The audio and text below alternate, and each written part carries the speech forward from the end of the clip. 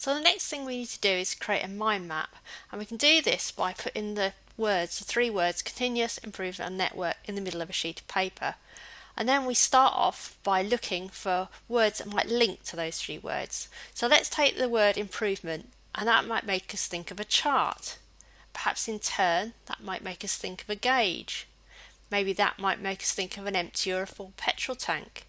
And you can see that you can gradually build up a large network of associated words. Now make sure at this stage you don't censor yourself. So even if you have an idea and it's a little bit bizarre, or if it's a little bit sort of off the sort of subject, don't worry about it. And gradually you should be able to fill the page up.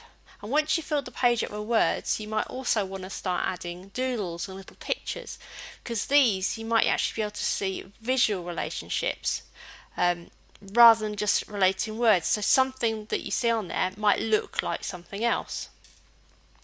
Now all these ideas we should be able to use later. We should be able to pick out different ones and use those within our logo designs.